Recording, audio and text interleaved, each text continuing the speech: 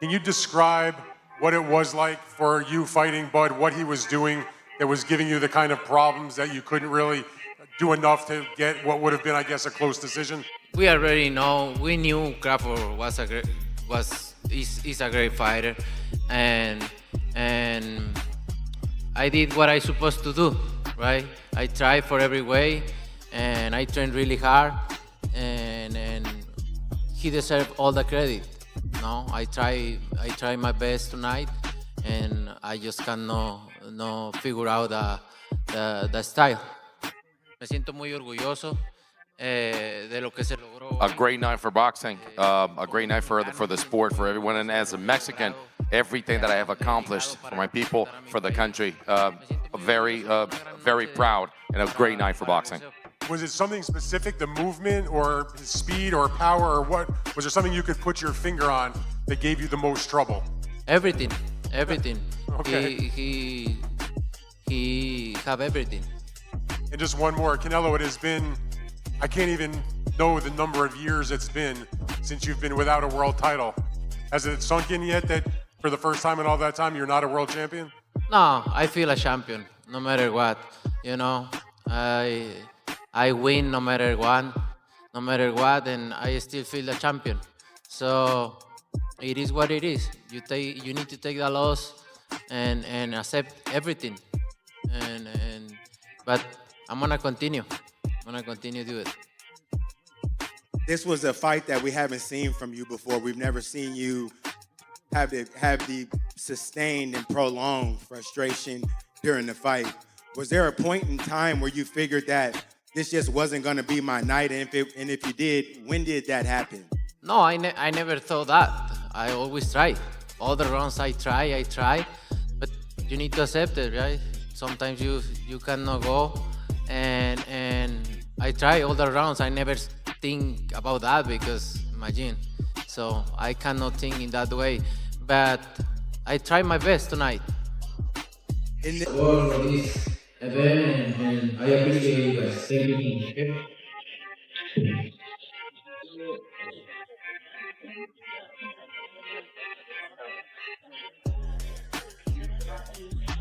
Please stay down.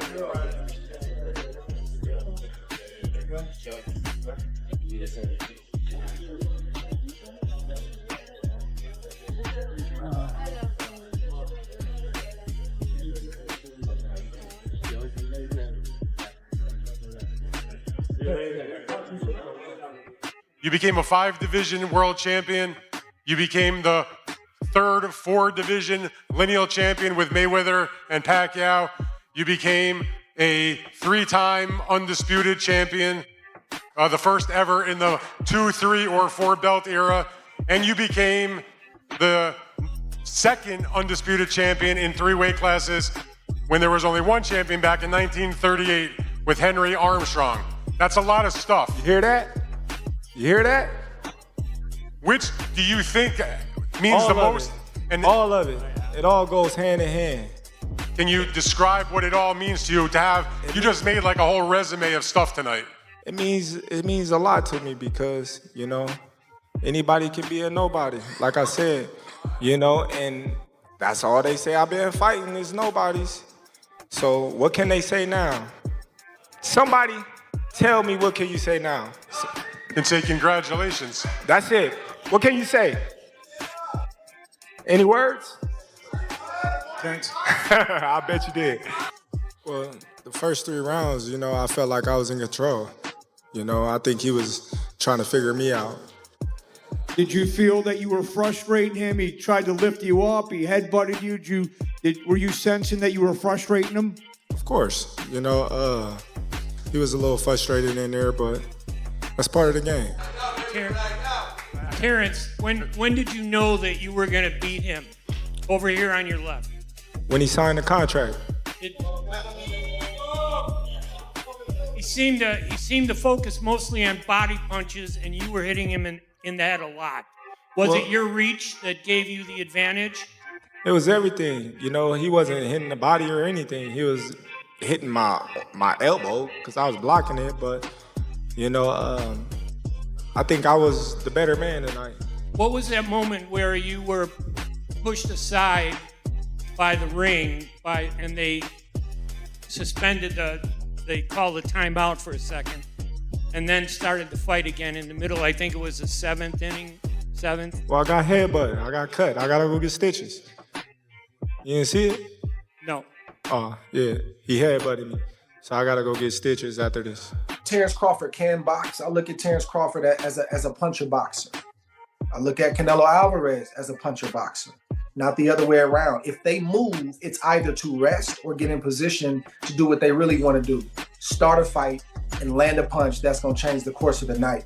So I can't just say that Terence is going to outbox and we know what he's going to do. I don't know. You got to do.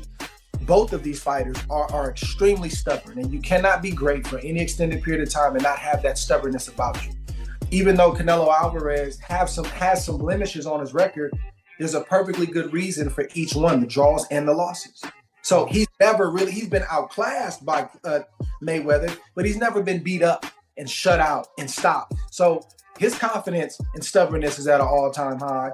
The same can be said about Terence Crawford, and that's why I feel like, given the weight disparity, given their mentality, this fight is in a class by itself, and I just think that we're going to have high-level boxing because every punch is going to matter, because Terence does not want to lose to Canelo Alvarez and vice versa, but they're going to stand their ground at some point in time. Canelo wants to prove that I am the bigger man, and Crawford doesn't appreciate being called the smaller man, which is why you saw him press up on Canelo at the press conference to send a subtle, not so subtle message that you're not as big as everybody's saying you are. So I think it's going to... Andre Ward predicts a battle for the ages as Crawford and Canelo step into the ring.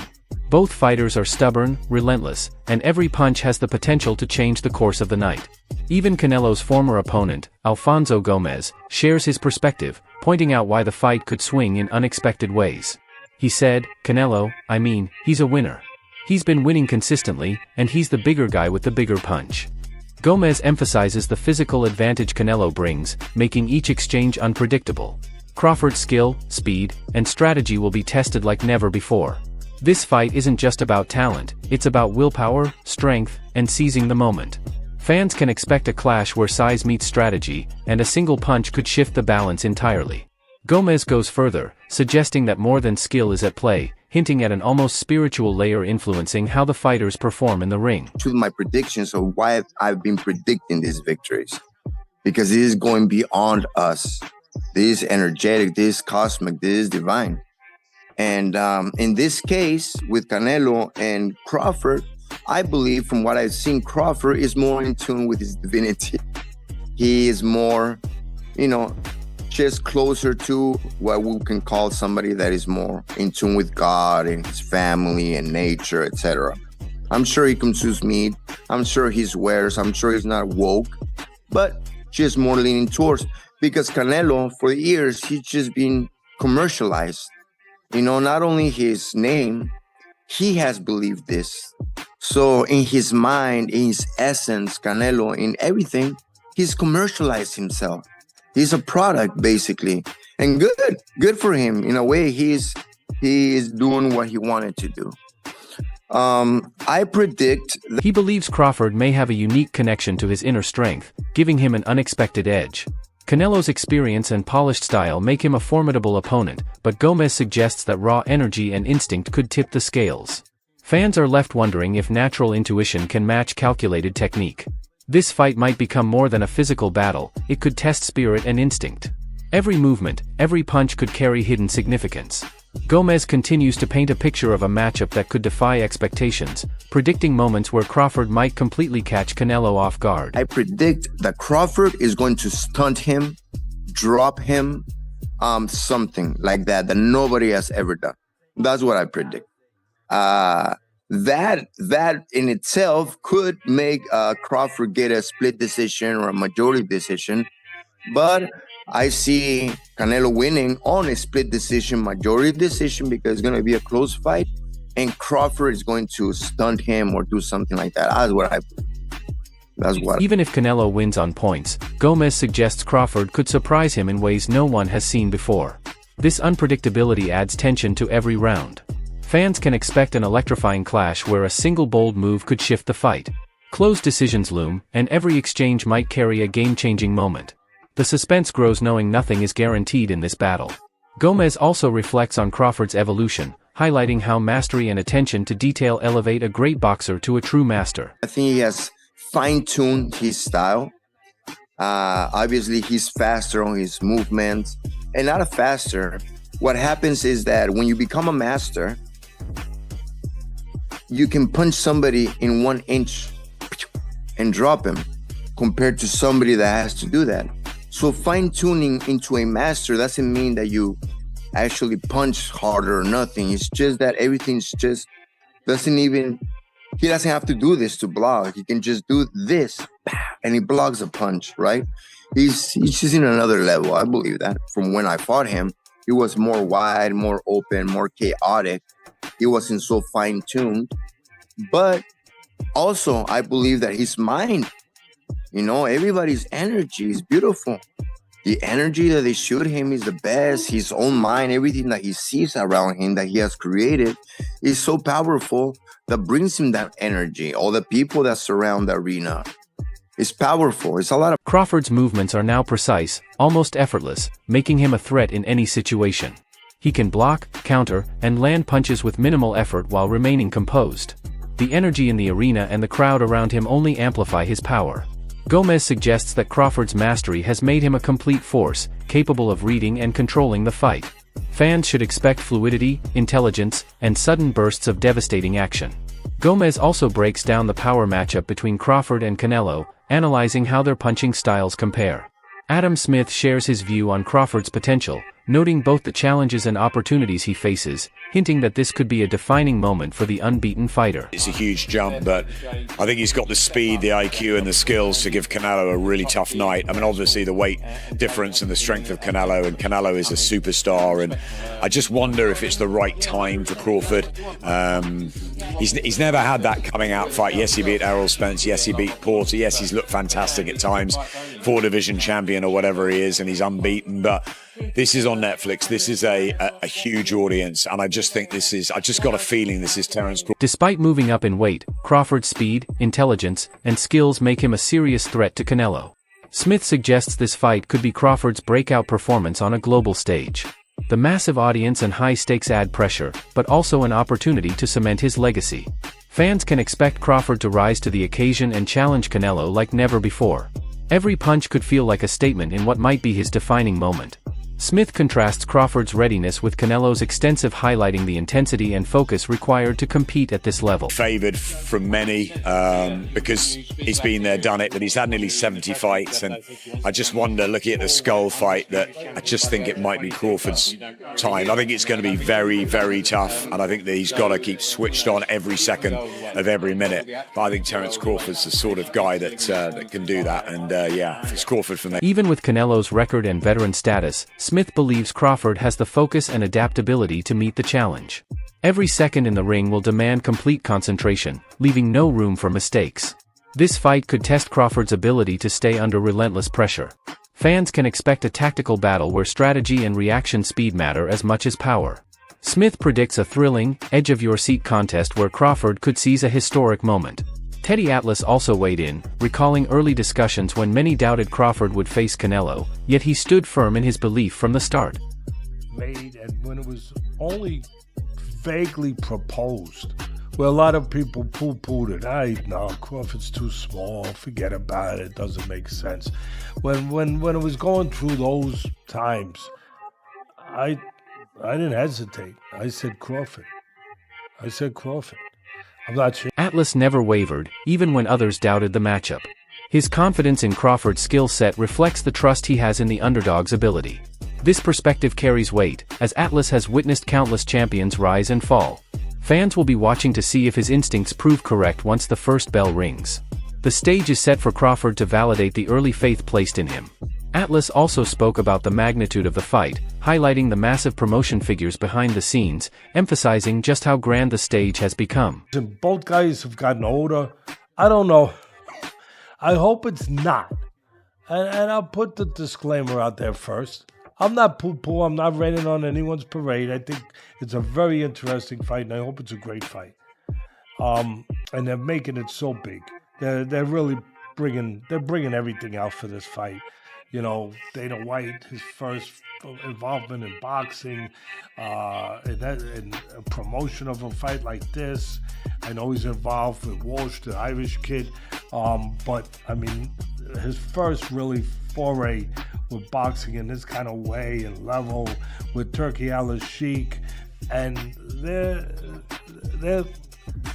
not holding anything back. I mean, they're putting everything into. He highlights Dana White's involvement, adding another layer of intrigue to an already massive event. The energy surrounding the fight shows just how historic this moment could be. Atlas reminds fans that the stakes go beyond the fighters, it's about the spectacle of boxing itself. The pressure mounts as all eyes focus on the showdown, where greatness is either made or broken. Atlas also the anticipation to the long-awaited Mayweather vs. Pacquiao fight, while offering a cautionary warning about the challenges both fighters will face. Mayweather fight with Pacquiao. As it turned out, it was 5 years too late. It didn't happen when probably it should have, to really give us a chance to really have a great fight. And people were very disappointed. And I'm hoping that don't happen, and I don't think it will.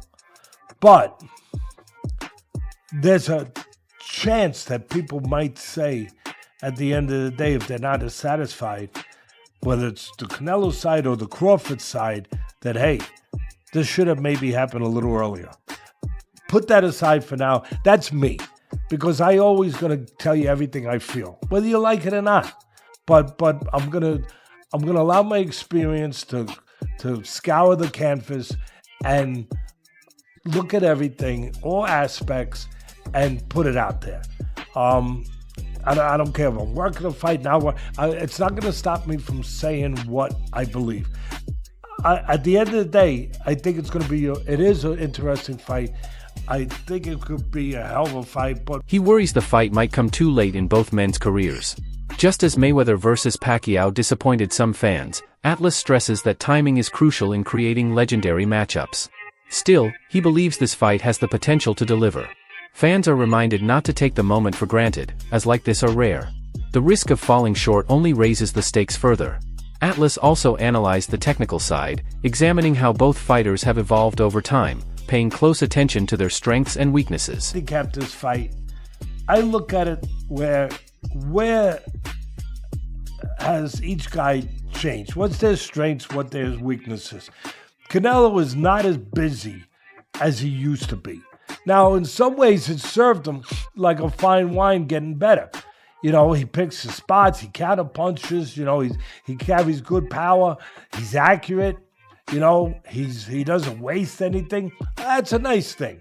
I don't know if that nice thing will serve him with Crawford, who's moving up in weight, who's faster, who can maneuver, use his legs. I know he's 37, but he's not used up. He doesn't have a lot of miles on the odometer, Crawford. So I'm looking for my synopsis of it. My overview would be I'm looking for Crawford to win the outside. Use his length. I know he's still got good length on him. Use his length, use his legs a little bit, grab the canvas. He's not gonna run, but just control space, get angles, be ready to punch. Don't allow Canelo to freely walk in. And where I think he notes Canelo's evolution into a more calculated, precise fighter who no longer wastes punches.